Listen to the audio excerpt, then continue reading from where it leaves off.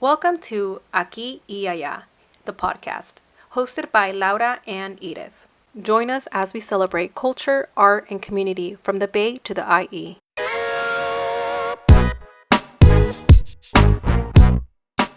On today's episode, from lowriders to parades, we are exploring the Eastside of San Jose as we recount the Cinco de Mayo festival. We'll talk about the importance of this day for Chicano activists, how the community showed out, and politics of lowriding. We share some personal stories and live coverage from the celebration. So whether you're here for the lowriders or the history, come and chill with us. Hi, so we are Aquí y Alla. I'm Edith.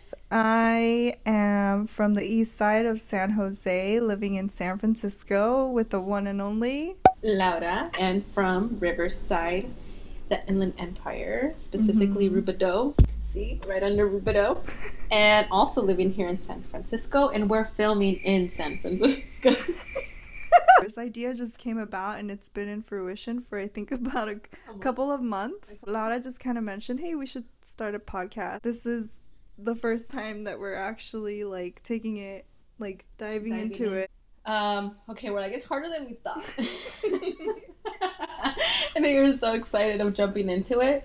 And then we thought it would be good to have like a visual, so we set some stuff up together and we'll show a little shot of how it looks. I think would be really funny. Yeah. Cute. Let's go into today's topic. We want to talk about celebrating Cinco de Mayo. We want to share with you guys our experience going to a parade down in San Jose. Why is Cinco de Mayo celebrated? What is the significance of it? I'm going to maybe start with a little of a history lesson on Cinco de Mayo. So May 5th, 1862, it actually marks the date that Mexican soldiers and indigenous fighters led by General Ignacio Zaragoza defeated the French army of Napoleon III at the Battle of Puebla. So I know there's a lot of misconceptions about what Cinco de Mayo is. Yeah, for sure. I think even for me. But also that it's not Mexico's Independence Day.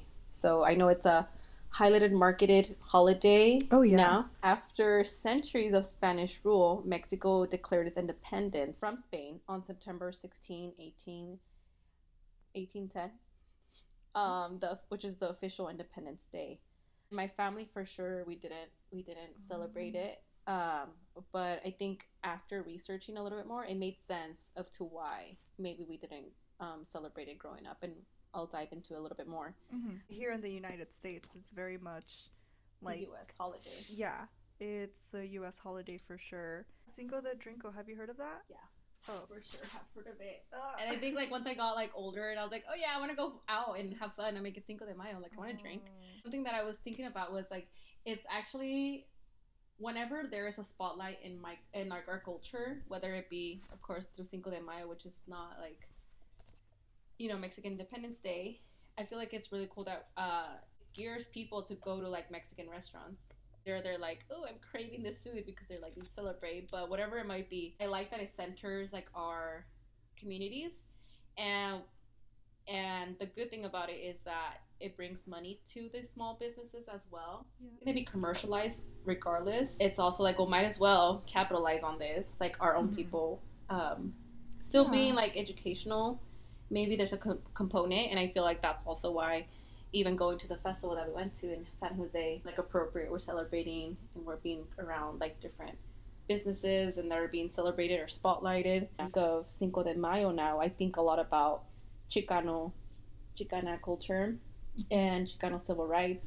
I saw this quote from Antonio Sanchez, who wrote a book explaining that Cinco de Mayo became significant for Chicano and Chicana activists because they opposed this idea of triumph in the face of overwhelming odds, and adversity resonated with young Chicanas and Chicanos. So together they found new strength as an underdog community, adopted this day to celebrate a truly uniting sense of shared identity. I really like that quote because to me it made sense, like why there's so much like emotion that comes up. I don't know, to me it's like always also fun to just see, like, go on a parade and seeing like your community being spotlighted, and also different generations, because we got to see people that are Mexican, but also that identify more as Chicano or Mexican American. We got to see like lowriders. We got to see young kids on like the bicycles, but we also got to see young teenagers as well, like montando the horses and the dancing folklorico. And so yeah, I think it made sense to me. I was like, why it's so significant and why it is celebrated more here in the States because of what it represents. True, and I think it just makes me reflect on when I was younger and what it felt like to be Mexican American. I had like one day to be proud of my heritage, and it was just something that I could share with other people, and I've always loved that. When this parade came about, it was just like a great thing, and that's why I invited Laura. King and Story is the road that we were on for the parade, so it's kind of known as being a violent intersection. There's a lot of like drive-throughs. There was a lot of drive-bys. And so there was kind of like this stigma of being Mexican. You were Mexican, that you had ties to like a gang association. Those things were tied into who I was because I was from the east side of San Jose. When Cinco de Mayo would come around, everyone would come together, and it was like people would just be, celebrating who they were. I didn't know that street that's what it's known for, and that's interesting that that's like a main street where the festival's at. I was searching a little bit more about the Bay and the connection to like Mexican culture and Mexican communities, more so Latino communities, is that pre-1906 San Francisco, which most inhabitants do not realize, and I didn't realize it, was that the Latino community of Old San Francisco was located in North Beach. I know that you just went out in North Beach. Yeah, I would have never guessed, imagined. Huh? Yeah, no. Yeah, for those that don't know, like North Beach very much gives off like Italian, like Little Italy vibes, which learning also there's a big poetry culture there too, which also exists in the Mission District. But today it's like a no-brainer that Latino community, you see that in the Mission District. So like you mentioned, I went to North Beach. Yeah. For the first time last week. Yeah. And it definitely is Little Italy. But if you were looking around, you would just see Italian flags. Not like the Mission for sure. The Mission is just a lot of Hispanic, Latino culture there. And a lot of murals are there. Murals, yeah, exactly. I thought that was like an interesting fact that like Mexican elements of the original Mission area were meted out in the wake of the Mexican-American War in the 1840s. And when SF became a city within the state of the U.S., as we know it today, in the early 1850s, the Mission District was transformed into a gateway from the city proper, with numerous racetracks, hotels, bars, gardens, and family retreats. So the sizable Latino population surrounding SF's Mission District today did not really get there into the mid-1900s. Oh, wow. Yeah, we didn't get to see the festivals that they had here in the Mission and here in SF, but there's like similar vibe that you get there from San Jose. Lowriders come out, vendors, photography, all that stuff, which is really fun. Something that we touched about a lot was this history of resistance and how that ties into art forms that our community kind of like engages in. Looking into the history of lowriders in San Jose, in the 1980s, California had actually allowed cities and towns to ban lowriders, and San Jose implemented the ban in 1986, which led to a lot of police harassment, amounted fees, and having their cars towed. But even though it was illegal, people are still gonna do it, especially if their lowriders are showcasing their art, especially for Chicano Mexican culture. We want to keep that cultural heritage alive. And I also found in my research, Jose officials were under pressure. A lot of road closures in a minority community, so people who are already oppressed by police officials. So the lowrider parade that we went to in Eastside San Jose, there was actually more than 300 custom vehicles, and they cruised along King Road down to Emma Prush Farm Park. We didn't make it inside. We just went to the that was the King Road. Yeah. Back then, Emma Prush Farm Park had animals. Now they don't. Oh. The peacocks. We saw the peacocks. Yeah, that's true. Unfortunately, they lost their permit to have the peacocks living in there. Recently? I think recently, yeah. And so now the peacocks just kind of live around like the outside of the farm. You did tell me this. Yeah. When you think about it's such an art form. Like, I love to see them. I never had my, there was a correlation, deep correlation of Chicano culture with being like affiliated, and that's why my family was very like didn't gravitate towards that. I wish I knew more about lowriding cars. I wish my parents had like a cool ass car with like banda and kind of having that music influence with Chicano culture. And like lowriders, there's like, you listen to different kinds of music too, like oldies.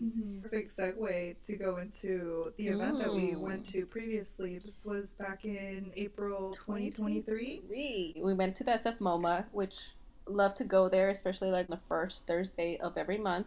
We watched this really cool documentary that was called Why I Ride Low and Slow. And it took you on a cruise within the Mission District. So original lowriders who kind of told their story of organizing resistance to San Francisco City Hall for their rights to public spaces and inspired the founding of La Raza Park. Young Latinos expressed cultural pride, and they claiming their public spaces, which became threatened by police harassment when anti-lowriding traffic laws changed the dynamics of the community, which is we're talking about as well in San Jose and a lot of different places. Luckily, now San Jose lifted the ban. Since 2022, lowriding is no longer illegal. Now that kind of just validates just expressing your art through cars. It's kind of a little bit of history that we kind of wanted to collect and also showcase during this episode. I had no idea San Jose had so much lowriding history. One of my favorites was that San Jose students in 1977, Sonny Madrid, Larry Gonzalez, and David Nunes published the first issue of Lowrider magazine. This is at 282 Willow Street, which I looked it up and I've passed by there so many times and I had no idea. Is there any sign there? No, not really, but it's considered a historical landmark. Yeah. Edith still hangs out a lot in San Jose, of course. She like loves San Jose. And then she told me weeks ago about this festival that was coming up. And she was like, yeah, come. There was a time that I think after COVID, everything kind of shut down, right? So back then, growing up in the early, maybe like the mid 2000s, communities still found a way to come together and have festivals. A lot of the events were held at Emma Prush Park. There was a lot of parades too, just celebrating culture. There was a lot of like resource fairs, and there was a lot of nonprofits coming out. I thought it was just a great way to keep community healthy, keep community active. Now that I'm thinking, I'm like, wait, I think that's why I chose to go into public health. But just seeing that growing up, I loved just being outside. Seeing so many Mexican flags being like flown. Yeah. I love it. Always love to see that. Like, I think I mentioned this before, but like whenever my dad sees like Mexican people around or someone that he can relate to, he's always like, ahí está la raza. Like that's where my people are. Yeah, I'm like, take me where they're at. That's why I was like, yeah, I'm down to go. Like I want to go to San Jose, feel it out, be there for a little bit. Because I had to head out, but when we were leaving, I'm like, oh, ya se va a armar. Like it's really getting like it ready. Just started. It was a lot of fun. Like I didn't want to leave. Kind of like what Edith said. Like I want to be outside. Yeah. I want to be where the like chaos is. Yeah. I was amazed. Like so many cars were there. Dude. Like it was crazy. Yeah. Like there was rows of cars, and so I was trying to like take pictures of them before we left. Yeah, and when they actually made it inside the park. Emma Prush Park, that's where a lot of the vendors were, and a lot of like the Danzas performances were too. So it's a whole nother, like, that was like a whole nother thing. Hopefully next year. Yeah, para la otra. Highlights was that we saw the homies. Oh yes, the homies. That was epic. That was so cool. And I don't know who they are, but they have an Instagram. Are they little kids? They look young. I was trying to look at their arms and stuff. But they're doing the thing because they have an Instagram handle. You can hire them for events. I think you can inquire on their Instagram page. Yeah, but we took pictures with them and we danced a little bit. We got tattoos. Oh, I really liked that they held the food courts under the bridge. Really? You like that? Yeah, that was so loud. It was so loud. So the bridge, if you know, you know. But the bridge iconic in the east side of San Jose, if you're down there in the tunnel, you have to honk. Like, that's just the thing that you have to do. You know, it's tradition. To me, what it shows is people wanting to preserve celebrations. And yeah, and I mean, also, it's also fun. You always, there's like, I don't know, do they have after parties there in San Jose? Is that the vibe? Probably. Like after the Cinco de Mayo, or do you mean Yeah, after that day. Yeah. We didn't get to go to that, but it just makes me proud to be from the east side of San Jose, and being Mexican American. I'm glad that now they're holding space for these events, and it's just becoming more of a inclusive thing where they're not just including Mexican Americans, but we also saw some Asian performers during the parade, and we saw young kids. Like, you know, if you bring out the kids, like, they'll want to carry on that tradition. If you're curious about like being there, I don't think it's like a disrespectful thing at all. Like, if you ever want to go to a festival to like pull up, and that's like somewhere you should be going, and like on Cinco de Mayo, you know, make time. If there's like a local festival happening, go there, be in the community, buy from the vendors. That's a good way to get to know your community. Like your point, that's where we were in the in the parade. There was people that were from like nonprofits and like local organizations, and that's where you're able to learn like, oh, like there was like legal help for certain things. So it's also like a way of outreach to show solidarity of like, we're here because we want to like celebrate and also share our services to everybody. Yeah, I'm just really glad that Laura came through my neighborhood and she saw where I grew up.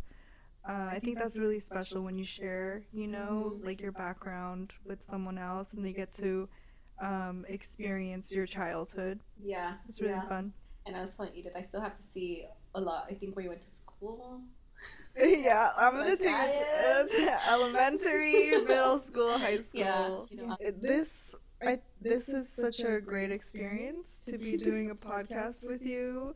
Yeah, let's see where this goes. I'm excited. Stay tuned. Hoping to just continue doing some more videos. As maybe next episode we'll talk a little bit more about ourselves too. We do have an Instagram that you can follow us. We'll like input it here. Follow. Yeah, but thank you so much for joining us. Thank you for having us and for sitting with us and listening and watching us. All right. Bye. Vaquero. Like.